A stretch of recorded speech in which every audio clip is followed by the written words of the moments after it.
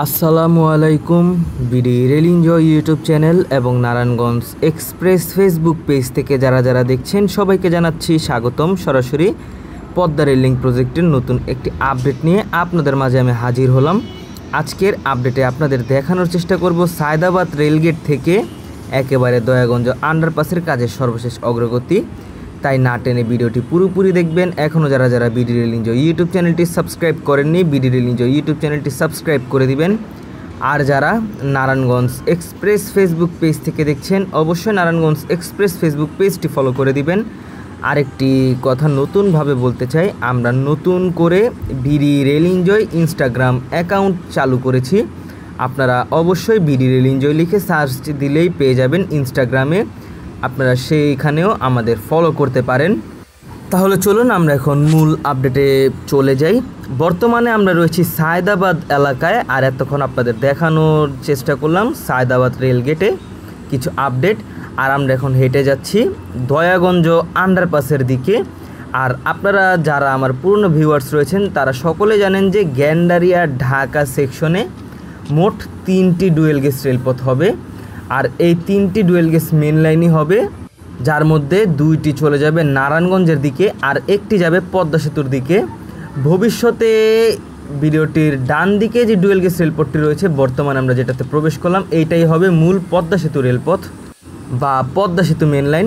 এখন যদি আপনাদের দেখানোর চেষ্টা করি, এইখানে ভিডিওটির ডান দিকে যে গর্ত করা হয়েছে, এখানে গর্ত করার কারণ এইখান দিয়ে যে সিবিআই সিগন্যাল কেবলগুলো রয়েছে সেই কেবলগুলো বসানোর কাজ করা হচ্ছে, যেটি একেবারে সরাসরি গ্যান্ডারিয়া পর্যন্ত করা হচ্ছে।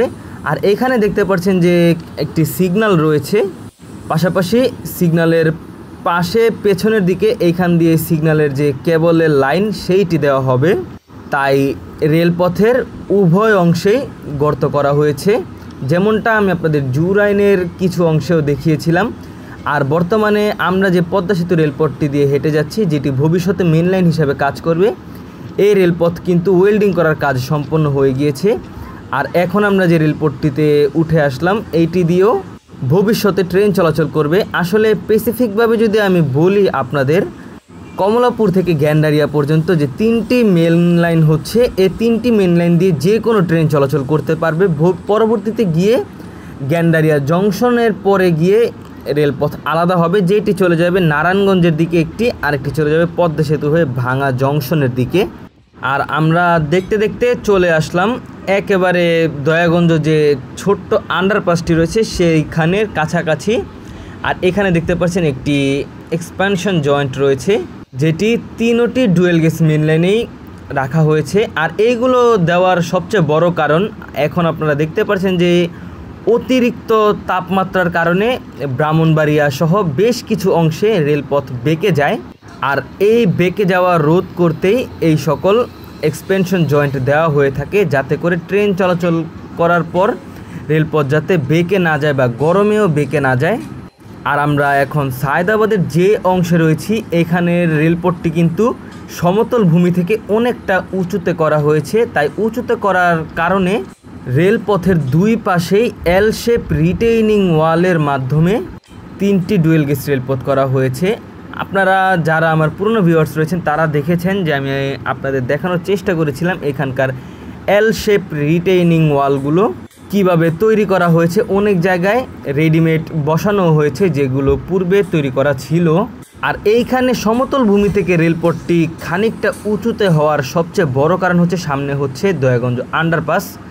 আর সামনেই আপনারা এখন দেখতে পাচ্ছেন 2টি সিগন্যাল রয়েছে, যার মধ্যে একটি সচল আর একটি এখনও চালু করা হয়নি। যেটি চালু করা হয়নি এটি হচ্ছে ভবিষ্যতের গ্যান্ডারিয়া জংশন রেল স্টেশনের সিবিআই সিগন্যাল। আর যেটিতে লাল জ্বলে ছিল সেইটি হচ্ছে বর্তমানে ম্যানুয়ালি বা স্টেশন মাস্টার থেকে এই সিগন্যালটি পরিবর্তন করা হয়ে থাকে। আর ভবিষ্যতে যখন কম্পিউটারের মাধ্যমে পরিবর্তন করা হবে, তখন সে বন্ধ হওয়া সিগন্যালগুলো চালু করার পর সেইটি কম্পিউটারের মাধ্যমে চালু করবে বা নিয়ন্ত্রণ করবে।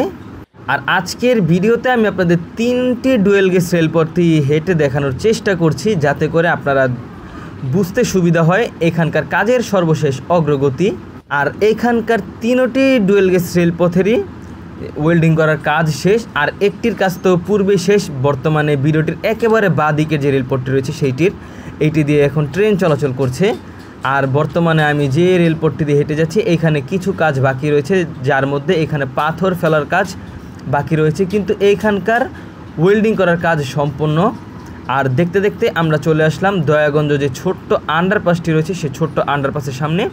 আপনারা পুরনো ভিউয়ার সকলে জানেন যে দয়াগঞ্জে 2টি আন্ডারপাস রয়েছে, যার মধ্যে একটি যাত্রাবাড়িকে স্বামীবাগের সঙ্গে যুক্ত করে, আর এইটি হচ্ছে সেইটি যেটি যাত্রাবাড়িকে স্বামীবাগের সঙ্গে সংযুক্ত করে। আর এটি ছোট্ট একটি আন্ডারপাস যেটি একটি এলাকাকে আরেকটি এলাকার সঙ্গে যুক্ত করেছে।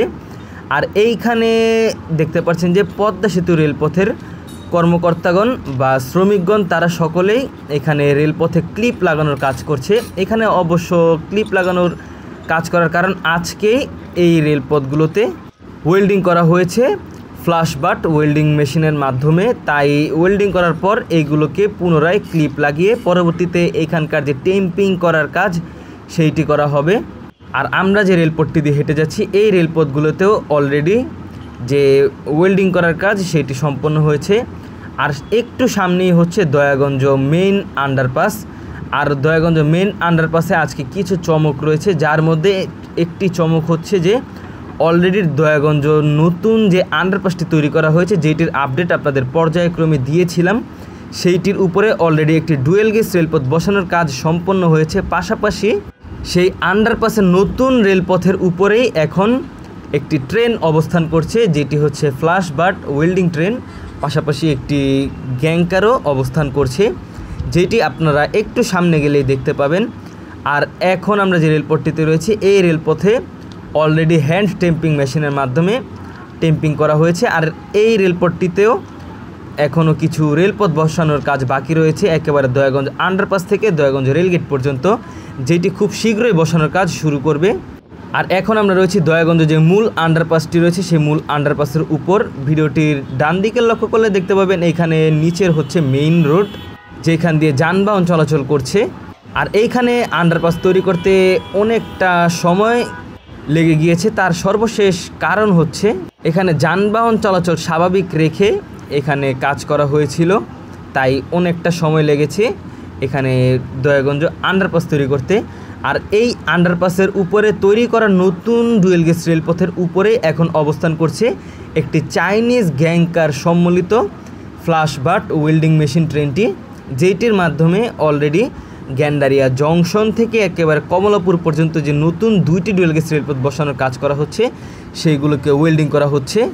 আর এই অংশে একটি এক্সপেনশন জয়েন্ট রয়েছে। এখানে এক্সপেনশন জয়েন্ট দেওয়ার সবচেয়ে বড় কারণ হচ্ছে যে এখানে যেহেতু আন্ডারপাস রয়েছে তাই এখানের এই অংশে যাতে রেলপথ না বেঁকে যায় সেই কারণে করা। আশা করি আপনাদের বোঝাতে পেরেছি। আজকের ভিডিও এই পর্যন্তই। আজকের ভিডিওতে আপনাদের সায়দাবাদ থেকে দয়াগঞ্জ পর্যন্ত কাজের সর্বশেষ অগ্রগতি দেখিয়েছি। ভিডিওটি ভালো লেগে থাকলে অবশ্যই চ্যানেলটি সাবস্ক্রাইব করবেন, ভিডিওটিতে লাইক করে দেবেন, কমেন্টের মাধ্যমে জানাবেন ভিডিওটি কীরকম হলো। আর যারা নারায়ণগঞ্জ এক্সপ্রেস ফেসবুক পেজ থেকে দেখছেন অবশ্যই ফেসবুক পেজটি ফলো করে দিবেন। আল্লাহ হাফেজ।